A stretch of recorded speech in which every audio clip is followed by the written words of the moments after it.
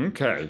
Now, next is DeepMind's alpha code can outcompete human coders. We've seen examples of AI systems in the last few years playing and competing against games and like Go and other games more recently, like poker, which are much more complicated because it's got all these unknowns and other crazy poker players. And AI can do well at these things now, but maybe a better challenge would be to have the AI competing against humans in things like a programming competition. And DeepMind, which is owned by Alphabet, uh, has its version of the alpha code, which does programming. And it turns out in competing against humans, it did well, but wasn't exceptional. This is still the first revision. And I remember the first uh, time the computer played a human Go player, that the human won one match, and then when the AI system came back another year, the AI just wiped the human out in every game. So anyway, on the first time out, Alpha Code did okay, but not exceptional. And they rated its overall performance equivalent to a novice programmer with a few months or up to a year of training. And so in the test, Alpha Code was able to achieve approximately human level performance and solve previously unseen natural language problems. And it solves them by predicting segments of code and creating millions of solutions and then filtering them down. In this case, it was a maximum of 10 solutions because the competition they were in would let you have 10 solutions. And all of these versions were generated without using code from all their training data. So it's code that Alpha Code was generating on its own. And Alpha Code, in its average ratings in this competition, was ranked at the top 54.3% in against the human coding competitors. And though it put in 10 solutions for in each case, like it was allowed to, in 2/3 of the case, the first solution submitted solved the problem. So that's pretty good. And to succeed, Alpha Code first had to understand these complex coding problems in natural language and then look at the problem and look at unforeseen problems in solving it and deal with all that stuff. And through this, it was able to solve problems it hadn't seen before, which is pretty amazing. And now, in terms of AI coders, Alpha Code is not the only AI coder being developed. Uh, OpenAI has adapted its GPT-3 natural language programmer to add an complete function that can produce lines of code. GitHub has its own AI programming tool called Copilot. Neither of these, though, have shown as much skill competing against humans as AlphaCode did. And we're still in the relatively early days of AI assisted code generations.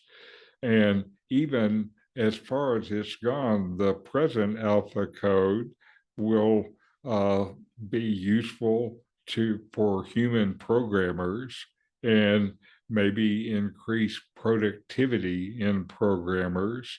And they say alpha code could also make programming more accessible to a new generation of developers. And tools like this can lead to a cultural shift in programming where humans mainly formulate problems which the AI then are tasked to solve. And so there are, of course, problems with this, like other AI systems. Just last month, the programmer filed the first lawsuit against Microsoft owned GitHub. And he's saying that the tool ignores or removes licenses that are owned by the software during its learning and testing phase. And he's saying that this amounts to software piracy on an unprecedented scale. The problems he's talking about, they've also seen in the natural language programs, which are you can have them write things for you. It's trained on all the great fiction of the world. And also systems that are generating music are similarly trained on copyrighted materials. So there are legal problems that are coming with these generative AI tools. And what I wonder about is what does it mean when computers can program themselves? That uh, will change things, and does that move us closer to where computers are smarter than people, or what? Anyway, so interesting development, I think. I've been impressed that now AI engines are open, that you can go to a central AI engine and present a problem and get code back. Yes. Not just having it in some laboratory, but Right. accessible. Right. Yeah, the latest version of GPT-3, I think, is available open source, and it already has 1 million subscribers.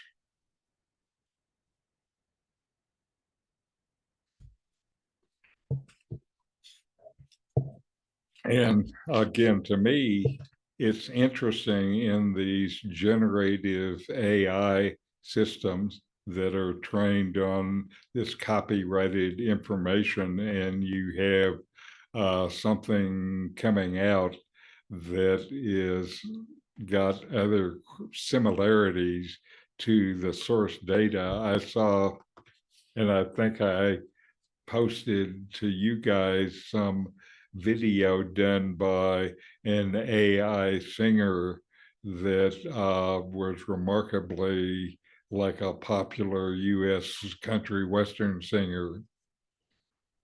And it just makes me wonder who owns what. Well, and one thing that hasn't really been talked about is the criminal element using AI to improve their nefarious malfeasance and other activities. Oh yeah, wow! So you could have let alpha code loose with a bunch of hackers, huh? Well, you would think that that's coming. It's a real Pandora's box. Oh yes, yes. I just hope we get quickly to the place where we have quantum computers so we can have quantum network keys and then protect our networks from the hackers that are trying to get in that way. They still, of course, will have the phishing emails that people still click on the link even though we've heard don't click on the link for many years now. And look at all of the criminal activity that goes on the internet, like child pornography. You would think if this AI was what they say it is, they'd be able to use it to eliminate a lot of this internet abuse. That's right. And then you could have your generative AI visual arts program generate all the pornography you want right on your own system. Keep it local. And Andrew, an interesting point on the AI, because I'm wondering if Elon Musk, in reducing the staffing at Twitter, is not basing some of that on AI moderating the posts. Certainly, that's his plan. Yeah, I think too, they say Elon Musk is a good recognizer of Pareto's principle and recognized that 20% of the people at Twitter were doing 80% of the work. And so by laying off half the staff, he considerably reduced their operating costs without really compromising their product. As long as you know who the 20% are. Well, they say you can lay off 50% of the people, and you're bound to lose a few good ones, but you'll get rid of more bad ones. So there's some companies. I've read of experiments where they cut 10% and the productivity went up. Yeah, and there's some companies that advocate cutting 10% every year because new hires tend to be on average 50%, but if you cut the 10% of your duds every year, you're bound to improve your team. Well, that's what they did at National Semiconductor in the years that I worked there. It was common, at least in the production areas, where they would have 10% cuts every year. And I knew general foremen who really looked forward to that time of the year. And they say that car dealerships cut 10% of their salesmen every month, that the ones that have the lowest sales. Uh-huh. Whether that's true or not, I don't know. But on that point, one wonders if car dealerships will survive, because the model is definitely contrary to their survival. Yeah, now there seems to be a shortage of supply rather than a excessive supply like there was 5 years ago.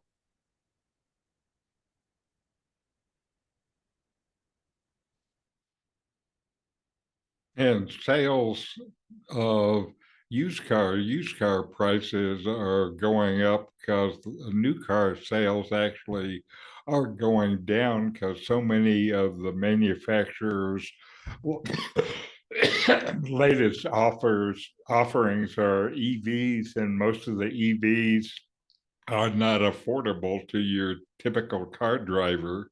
So this has changed the used car market a lot now, and used car prices are holding up better than they have in a long time. Yeah, and they say this hurts poor people more than it hurts the wealthy. Sure.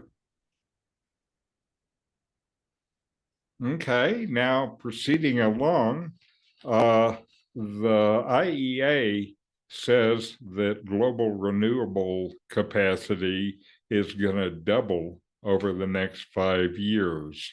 And it has been accelerated due to energy security concerns in the wake of Russia's invasion of Ukraine and what that has done to energy prices and availability around the world.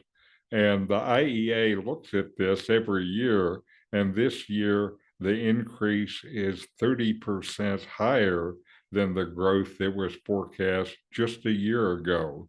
And again, high gas and power prices have made renewable power technologies more attractive. And the in the three biggest polluters, US, China, and India, growth in renewables in each of those is being driven by the governments implementing policies and market reforms to support this. Renewables were already expanding quickly, but the global energy crisis has kicked them into a new phase of even faster growth. And the world is set to add as much renewable power in the next 5 years as it did in the previous 5 years. So I think renewables are following this typical new technology adoption curve, where at the beginning the rate is very slow, and there comes a point where it begins to be really accepted, and the growth shoots up. And it looks like that's the phase that we're about to enter into. But there is no free lunch. The renewables consume a tremendous amount of energy to make them. The energy payback for renewables is not instantaneous by any means. Sure, but it's there. It's 5 or 10 years out for most renewables. But the payback of burning fossil fuels doesn't happen 5 or 10 years out. It just continues to be more net cost. And with renewables, because there is a payback, you have to look at them with an investing mindset instead of a cost control mindset. Well, the thing about renewables is capacity alone isn't the answer. It's how much is delivered. And right now in Alberta, they have a website that shows in real time the generation at every electrical generating facility in the province. And so I looked at it yesterday. It was -20 here. And the electrical demand was about 60% of the total installed capacity. But solar was only delivering 0.6% of its installed capacity, or 0.1% of the total demand. Solar in Alberta is 20% of the installed capacity, yet it's only capable of delivering 0.1% of the total demand on a cold day. And similarly, wind, which is about, wind is 20% of the total, solar is 6% of the total. But both of them were delivering less than 0.1% of the total demand. So that means that you have to have backup generating capacity for all this renewable, until we get some miracle in the energy storage world. But that doesn't seem to be happening anytime There's soon. one of the things go ahead, please, Norman. Hydro represents an easily achievable energy storage system. Well, it's about 50%. It's about 50% efficient. Like you have to put in twice as much energy into the hydro pumping it up as you're going to get back later.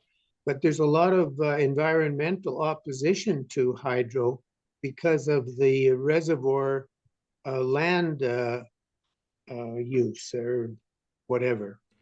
So right. There's a lot of places they're taking hydro out. Now, there are countries in the world that I read about routinely where in this one or that one. Something like last month, half of the power that was generated in the country came from renewable sources.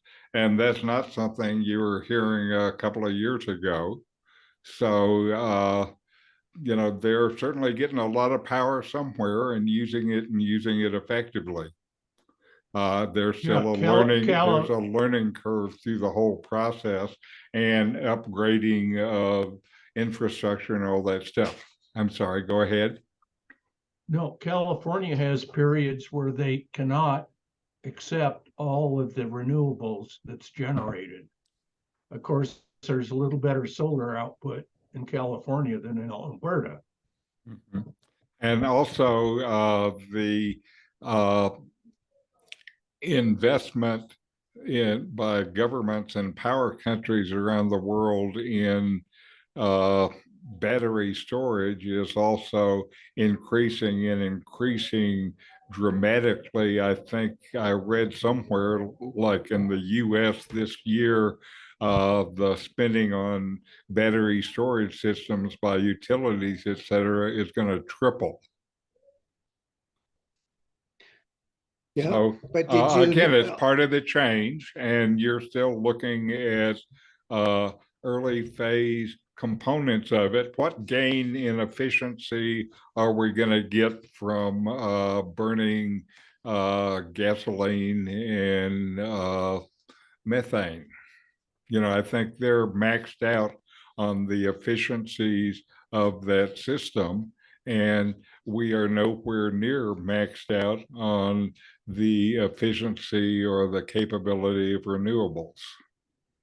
Yeah, natural gas, though, puts in about half as much carbon into the atmosphere as coal-fired electricity for the same electricity. Right. So but there was an announcement this morning from the U.S. Energy Agency that they have a breakthrough in fusion power from the Lawrence Livermore Lab in California. Yes. And that could be very significant.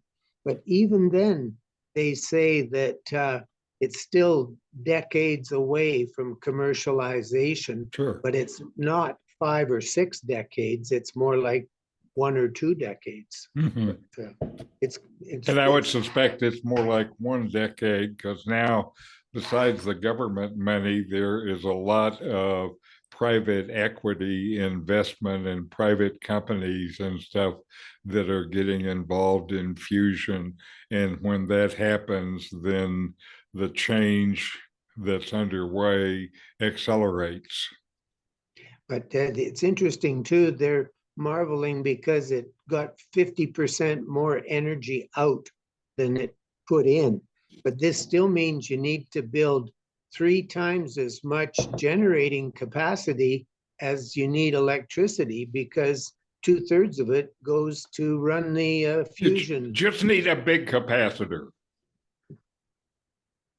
Well, capacitor won't generate electricity. It only stores it'll store it. You only need it for a brief time. Yeah, but people aren't fully appreciating the capital cost of these things as they stand now. Now, sure, there'll be efficiency improvements and everything else.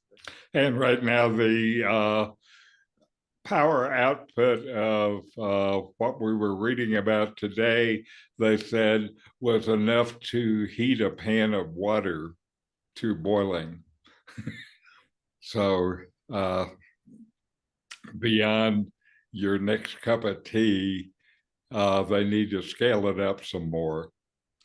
Well, and we all remember cold fusion. Remember when that was?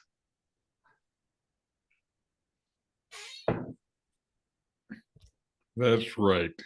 Okay, now moving along in the material universe, we have a conductive, transparent plastic. And research scientist James Ponder and a team at Georgia Tech thought that they could design a transparent polymer film that would conduct electricity as efficiently as other commonly used materials like copper, uh, and uh, while also being flexible and easier to use at an industrial scale.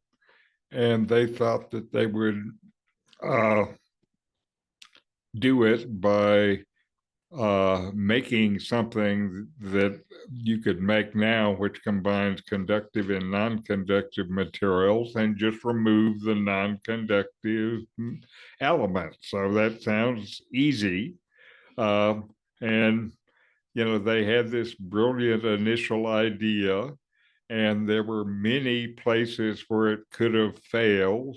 But at the end of it, it works, and it works better than they expected.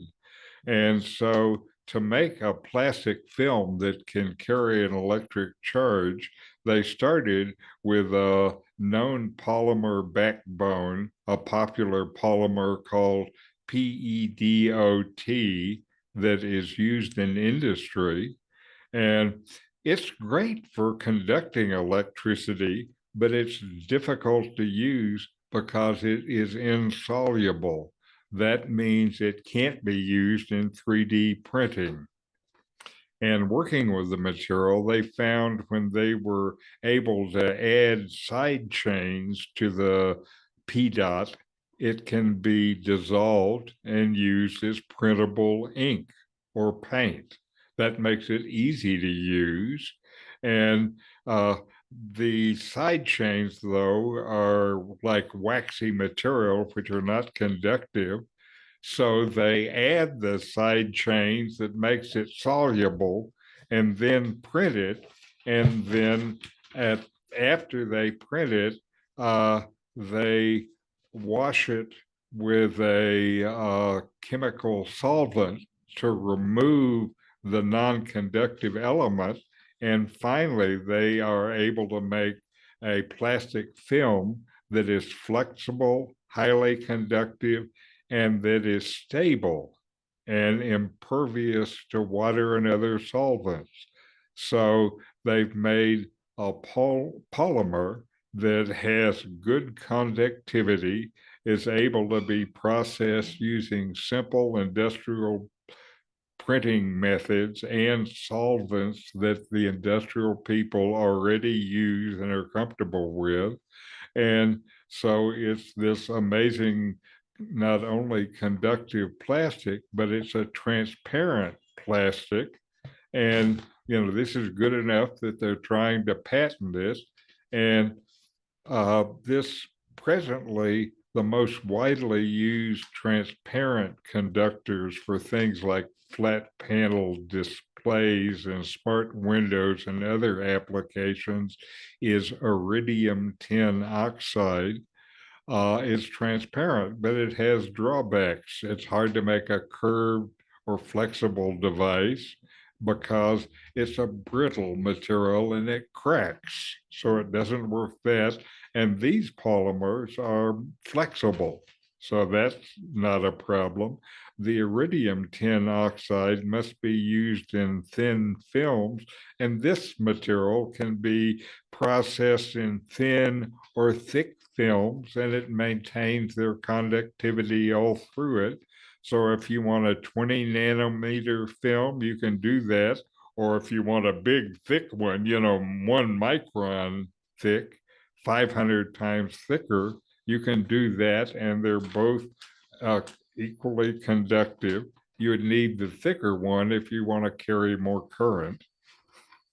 And this material, the developer says the simplicity of the team's polymer was the key to what they're doing. They were able to make it very simple and a straightforward backbone in this polymer. And this has really led to this high level of conductivity. So with things like this, we will be able to have 3D printing that includes the printing of conductors. And I believe that this is one of the things that is going to change the electronics manufacturing, certainly for prototyping. But if they're able to get the costs down and the speed up of the 3D printers, I think it will change the whole manufacturing process, because why do you need separate parts when you can just print them there on the spot? Additive manufacturing is surely progressing at a rapid rate. Yes, but I think we'll find out it's still at its infancy, because to make it used as in a production process, doing what I want to do, which is eliminate parts and just print them at the spot, then you're going to have printers that are a lot faster.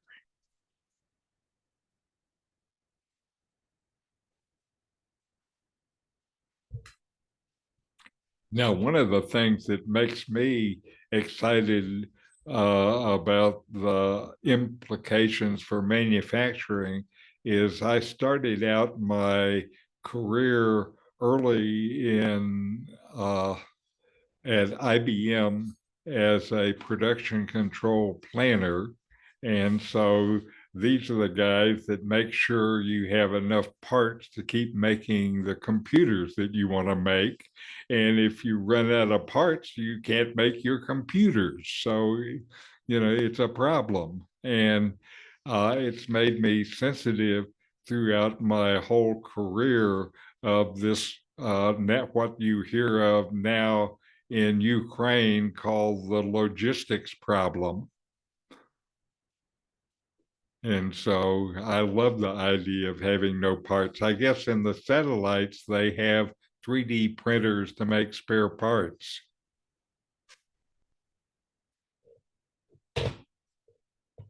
Well, and it's interesting too, like in the Tesla electric cars, they all have the same software, but depending on what one you buy and what options you choose, they activate the portions that you're willing to pay for and leave the portions you won't pay for inactive.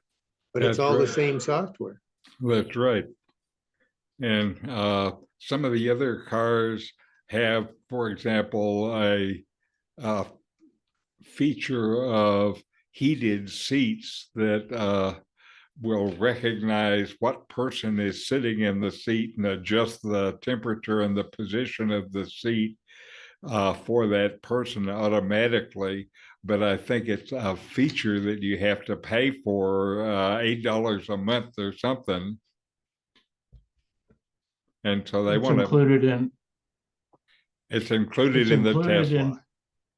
Yeah, it is. Uh-huh.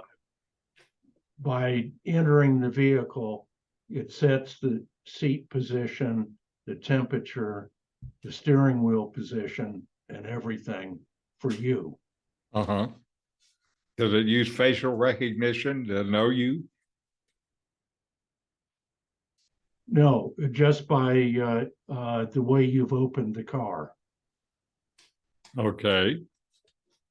And did you see there's a guy that invented a system for airports that when you go into the airport, it recognizes your boarding pass and it only shows on the information screens information that's applicable to you specifically, and Wow. only you can see it.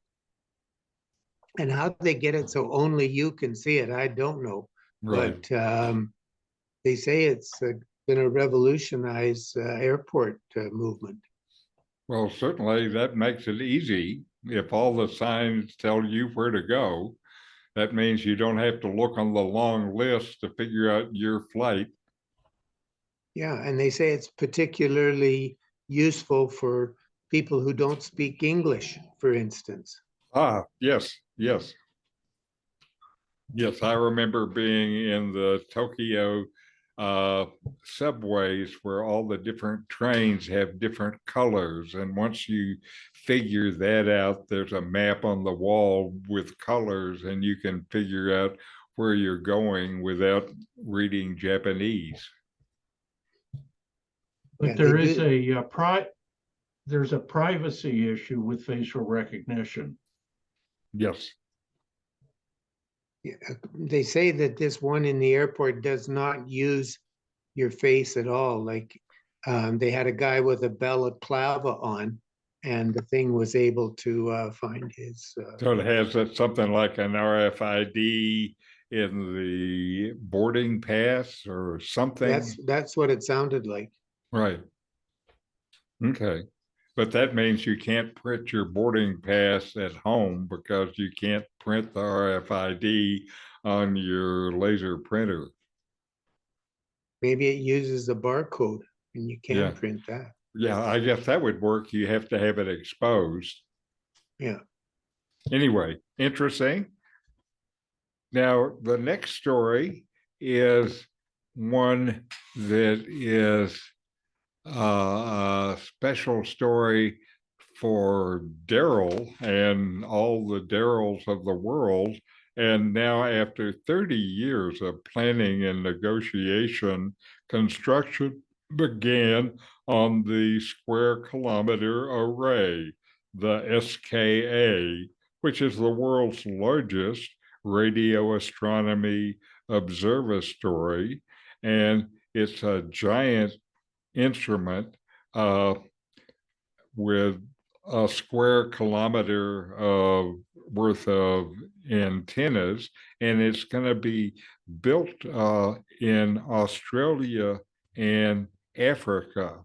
And they hope this will shed light on problems like dark matter and how galaxies form. And what they say is we're basically setting the foundation of this instrument for the next 50 years. And so in 2012, it was decided to build this, and it would consist of two instruments, one in South Africa and one in Australia. And the difference is the large distance between the antenna meant that the telescopes will pick up radio signals with unprecedented sensitivity, certainly that the size of the antenna gets it a better resolution on the signals. And the instrument is actually two instruments. The SKA low picks up frequencies from 50 megahertz to 350 megahertz.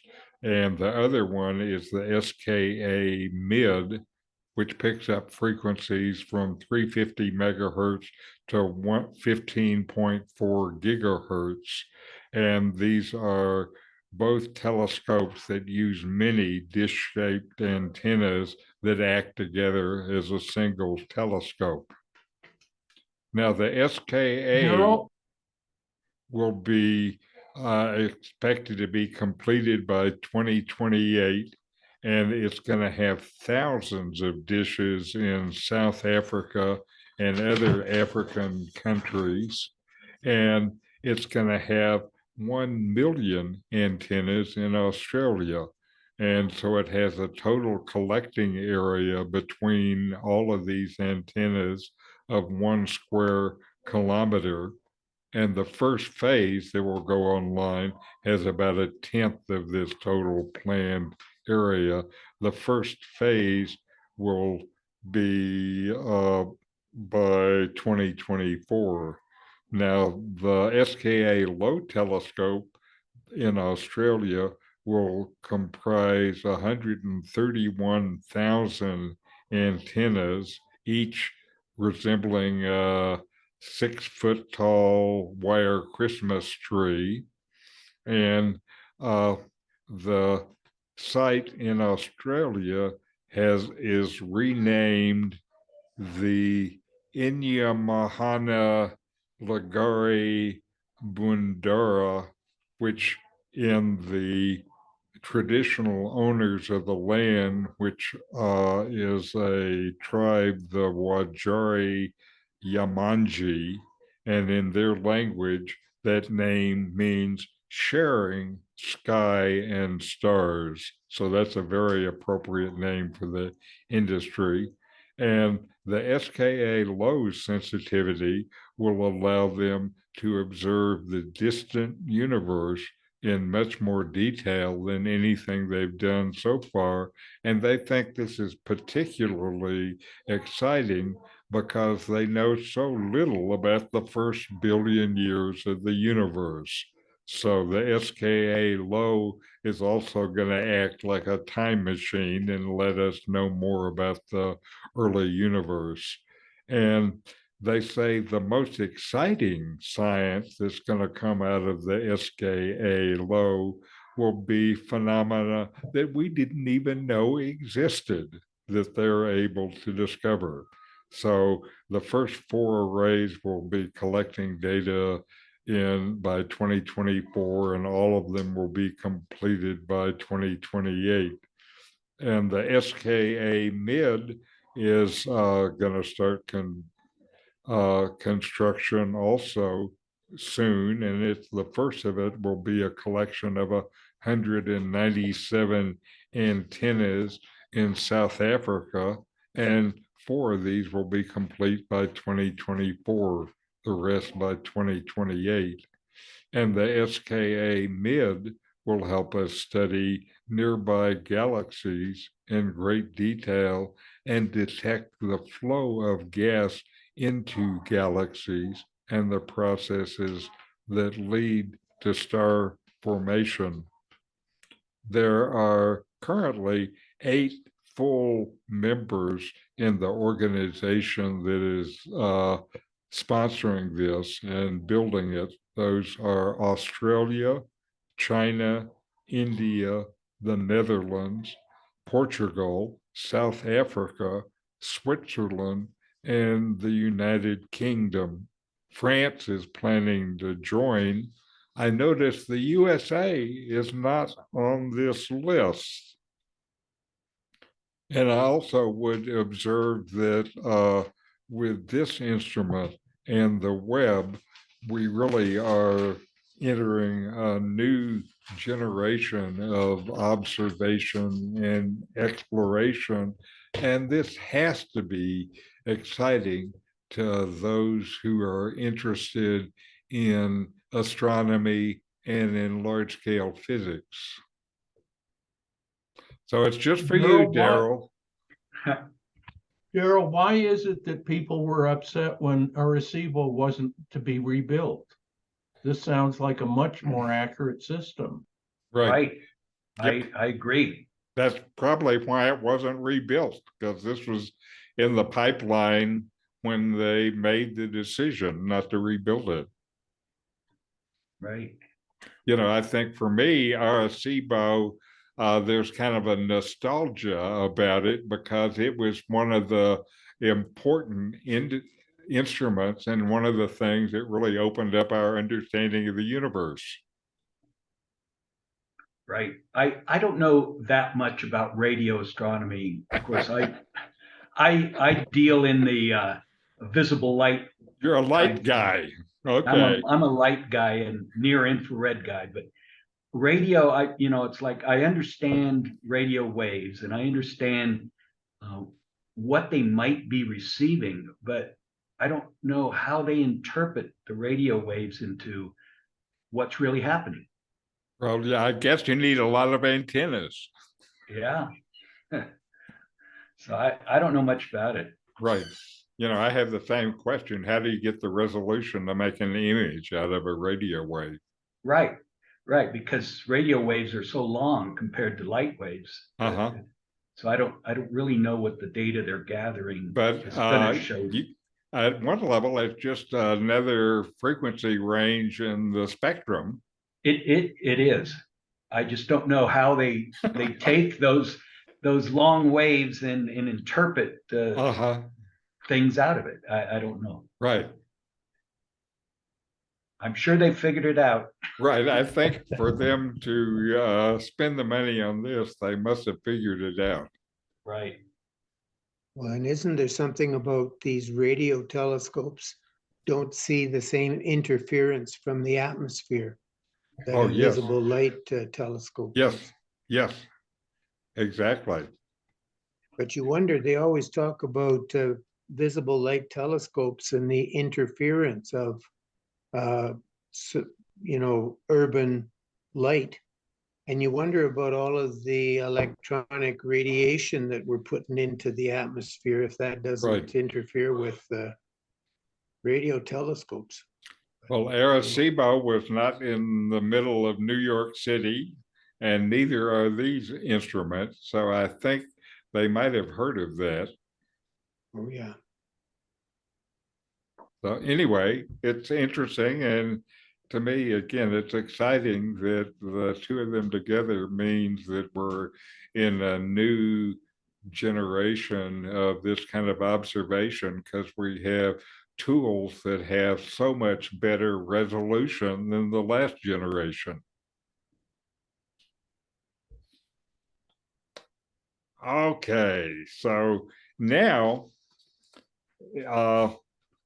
this story starts with a story as an example at the Koch Funeral Home in Pennsylvania. Before cremation, if you look around, you would see a dog named Monroe. And before the cremation, as people are gathering, Monroe is kind of looking around at the people and observing them and ready to offer comfort. And Monroe is an Australian Shepherd and is the resident therapy dog at this funeral home. And she has an affinity towards people who are experiencing grief, and she's drawn to them. And when members of the family come in, they see Monroe and might ask to go say hello, and then petting her opens them up to telling others about their loss. That usually is something that's very difficult in normal human conversation. And research suggests that dogs have a positive impact on human lives. There's a bunch of research about that.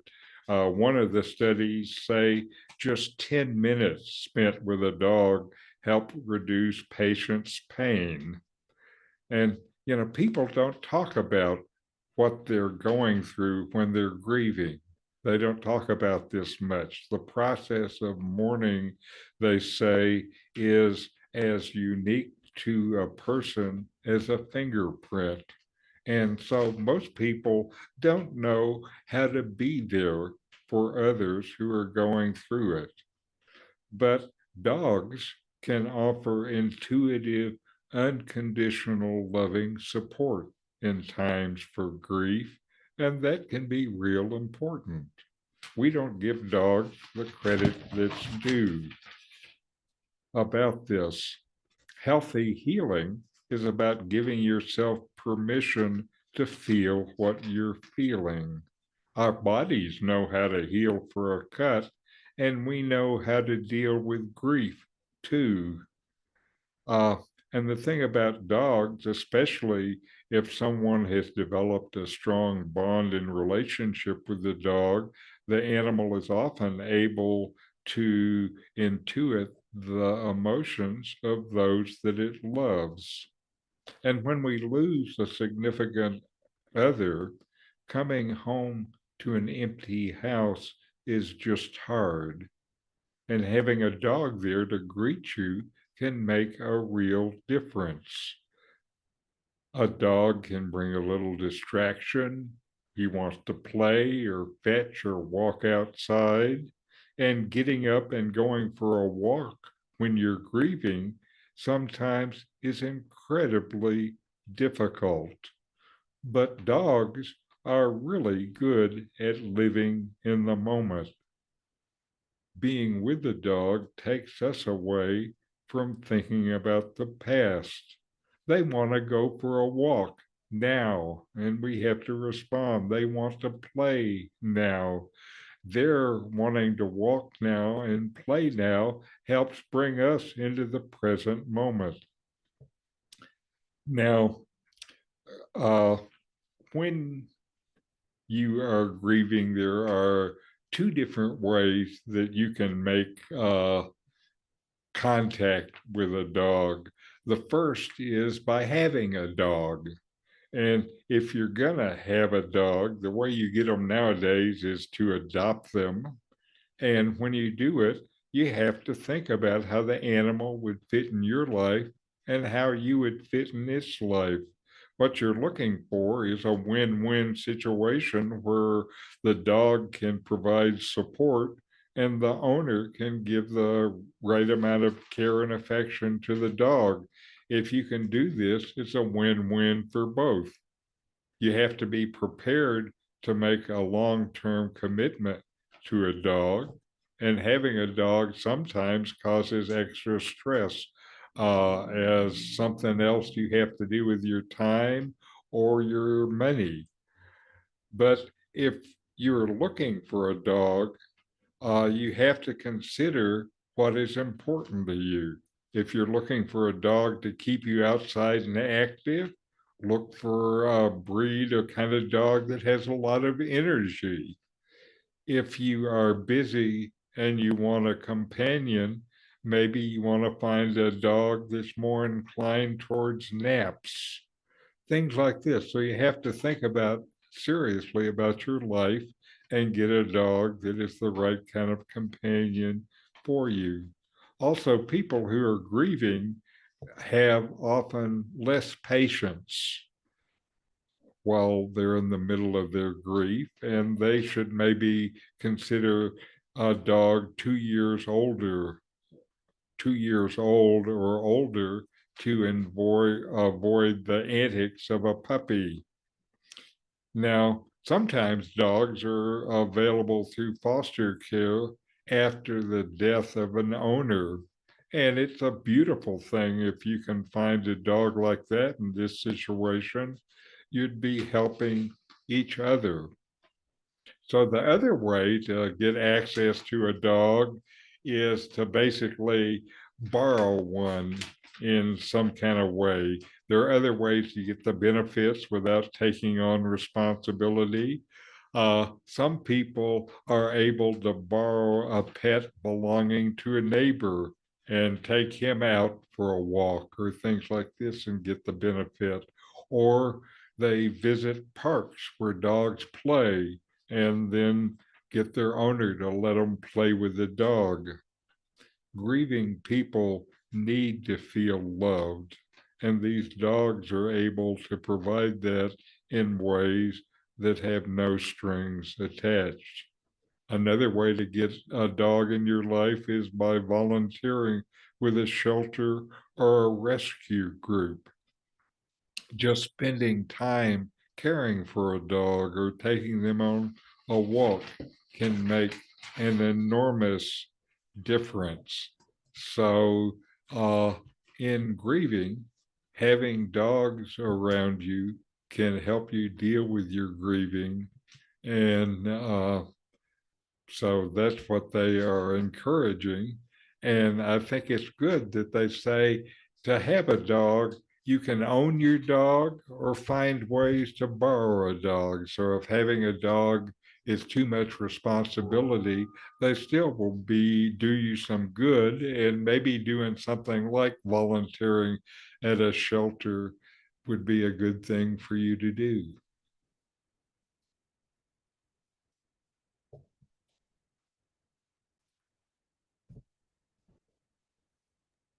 Well, we've been calling them man's best friend for quite a while, and I guess there's something to it. Yeah, I think so. They've spent 25,000 years, which is uh 2,500 generations. How long is a dog generation? 2 years. So I guess that's 50 generations per 100 years. There have been a lot of generations of dogs living with humans, and we're both social animals, and they've learned pretty well how to live with us and relate to us. And if they do it well, they know we'll give them a treat. So there's a built-in motivation. Now, I don't have any dogs at the moment, but I go out walking every morning and I take a few dog treat biscuits in my pockets, and I have neighborhood dogs that I give a treat to as I walk by. So I still have some dog interactions that are a part of my walk. I just don't have to worry about having a dog on a leash. They say too that most of the size and breed variation that we see in dogs now arose in the last 300 or 400 years. Uh-huh. Prior to that, dogs were all pretty much the same. I've heard that also. Now, next, we have what could be a solution to the population problem that we have. And 5 years ago, there was a study that described a precipitous decline in sperm counts. And this sparked concern that humanity was on the path to extinction. Now they've done a new study and it's worse. It shows that sperm counts have fallen further, and particularly worrying is the rate of decline is speeding up. And so some people have fears of a looming global fertility crisis. The initial study in 2017 revealed that sperm counts in North America, Europe, Australia, and New Zealand between 1953 and 2011, about a 40-year period, had dropped by 50%. So that's 50% in 40 years. They updated that survey in 2019 and added more countries from South and Central America, Africa, and Asia. And what they found there was not only has the decline in sperm count continued, by the 2019, the drop was 62%, but the decline per year has doubled since 2000. And the decline is not tapering off, it's steep and significant, and we see that it's speeding up. Of course, they don't know what is happening or what is causing that, and they have ideas, but they don't really know. And what they have concern about is that maybe we'll cross a tipping point where most men will be subfertile, or when the causes of this decline also manifest in other adverse health effects for men.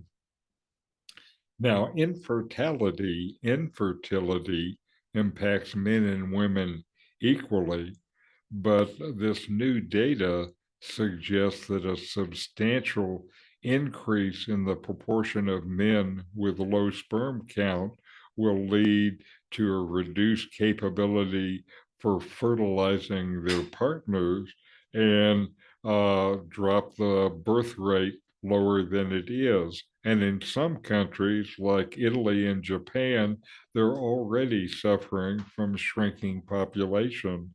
So this reduced sperm count will make that problem worse. And I didn't realize this, but there's also a concern that reduced sperm count these are associated with a variety of health problems in men, including higher risk of testicular cancer, cardiovascular disease, and premature mortality. A 2018 study found that there was also a higher risk in hospitalization among men who had lower sperm counts. The low group had a 53% greater risk of being hospitalized for any reason over the course of the 30 years that they were studied. And so lower sperm count also often goes hand in hand with lower testosterone levels and changes in male genital development while in the womb. Production of sperm requires a certain level of testosterone, and levels of testosterone have been reported to be declining during this same period. So again, they don't know where it comes from. Some research suggests environmental and lifestyle factors are to blame. These include exposure to endocrine disrupting chemicals and also smoking and obesity. Included within that is exposure to pesticides. Now, the update of the study showed also some important information, and that is that the sperm count decline is also occurring globally, not in just in these highly developed countries. So it's happening, and it's happening all around the world, certainly in Central America, Africa, and Asia, according to this new study. So more research needs to be done to determine what is happening. And until they know, you can try to protect reproductive health basically by doing things we've been hearing about in a lot of other places: a healthy diet, exercising regularly, maintaining a healthy body weight, and avoiding smoking. So, also recommended if you're concerned about this is reducing exposure to endocrine disrupting chemicals like the phthalate. I don't know how to say it in plastic and products like shampoo and hairspray, bisphenol A and hard plastics and adhesives, flame retardants, and the substances in non-stick cookware and pesticides all have things that are good to avoid. And ultimately, the researchers here say that local and government actions, global actions, are needed to reduce or get rid of these chemicals in our environment. And, I think this is correct. I think we have three problems in the world with excessive pollution. We know about climate change and plastic pollution. Also with them is the chemical pollution. And within the chemical pollution, there are hundreds, thousands of chemicals that are now produced in the plastics and by the chemical companies, and most of them have not been well tested against humans to see what kind of effects they are. And, one of the things I wonder is we continue to hear about and talk about the population problems, and will increasing male sterility then impact the population problem? And certainly when the sperm count gets low enough, it'll act like sterility, whether it's technically sterility or not. So certainly we can take care of the population problem by not having any more babies. Especially in high growth areas like Africa, Uh-huh. which can't support the additional population. Right. In many civilized countries, we're down to replacement and below. Below, yes. Yes. Yes. And so it's not going to help those countries much. And here the article talked about Japan and Italy. I know in countries that are having problems, that includes places like Germany. The US would be having problems except for immigration.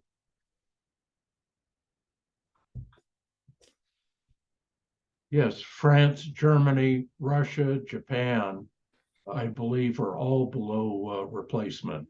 Yes, yes, yes. Okay, now for the last story is a medical story. We haven't had COVID stories in a while, and here we have it. And now, surprised by protests against the zero COVID policy, Chinese authorities are moving to ease the burden of the lockdowns, quarantines, and constant testing from their zero COVID approach. And the country is still ill prepared for living with COVID. And one of the problems is that easing restrictions will likely trigger a massive wave of infection, which overcome healthcare facilities and bring a high death toll. Now, China does not have high vaccination rates, and the vaccines they use are not the best types of vaccinations, and they have been slow in communicating the need to transition from elimination to suppression and mitigation. But with what we have seen recently, there have been fierce protests that have triggered changes. First, they were done just in several provinces, and these restrictions, the changes allow people to enter public transportation and restaurants and shopping centers without the proof of a negative COVID test, and patients will be allowed to isolate at home instead of sent to quarantine centers. Now, those reduced restrictions have now been expanded throughout China. And the problems with all of this is models show why the Chinese government has been conservative and wants to keep a lid on. In one study done, published in March of this year based on vaccination rates, this study found that lifting the zero COVID restriction at that time could generate a giant wave of COVID cases over a 6-month period, with 112 million symptomatic cases and 1.6 million deaths, and peak demand for ICU beds would hit 1 million, which is more than 15 times the present capacity, and the unvaccinated would account for 77% of the fatalities. Now, China's elderly population has remained wary of vaccinations, and even today, only 66% of those 80 and older have received 2 doses versus 90% of the population as a whole. And among those over 80, only 40% have taken boosters. Now, besides being under-vaccinated, China's vaccines are less effective than the mRNA vaccines. And in last year, there was a joint venture between biotech's mRNA vaccine and a Chinese company, but the product never received regulatory approval in China. Maybe it was to protect China's homegrown vaccines. There are 4 Chinese companies that have mRNA vaccines in development now. None of them are yet available. And so they're trying to boost vaccination rates among the elderly, but those efforts will take time.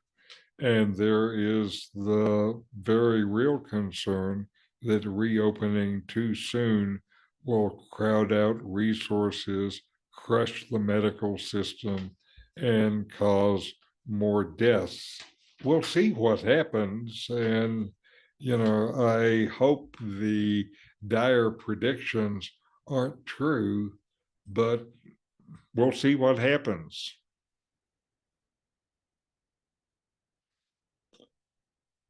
1.6 million deaths seems like a lot. They have 1 billion, so what does another million matter one way or another? I'm forgetting the US statistics. Did we not lose more than 1 million people to COVID? I think in the world we lost 2 million worldwide. But in the US, we had very, very substantial losses. I thought that approaching 1 million. I don't remember the number. You could well be right. The U.S. has a lot higher birth rate or death rate per capita than most other places. But there were a lot of questionable records too, where COVID was attributed when it was really a pre-existing condition that was amplified perhaps by COVID. Right. Now, to me, the best way, though it's statistically a little murky, is the calculation using excess death rates. And so, that washes out a lot of the measurement problems, but you still have what you have to do to figure out how many deaths you ought to have so you know how many are extra. Well, they were saying that there were more deaths due to drug overdoses and suicide and depression and these things resulting from the lockdown than there were from the COVID itself. So whether that's true or not, you never know. Certainly in the case of suicides, the death rate from COVID is dramatically higher in the US than in other places because the US makes suicide easy with our high rates of gun ownership. Canada makes it a lot easier. But you're right, excess deaths are a better measure of the impact of the pandemic. But that takes statistics. And maybe we're lucky China is running this experiment for us and we'll see the results. But there's a lot of talk in the media here about this coming winter and the pressure on the healthcare system, and ICUs are already at 100% capacity and other things like that. And there's this new childhood flu and right. RSV. So, yeah. Yes. So the whole system's coming under pressure. Yep. Anyway, thank you guys for joining me today. And we'll see you next week. Yeah, thank you. And it's always good to hear what's going on in the world. Yeah, I really appreciate these sessions with you guys too. So thank you and adios, and we'll see you next week. Okay.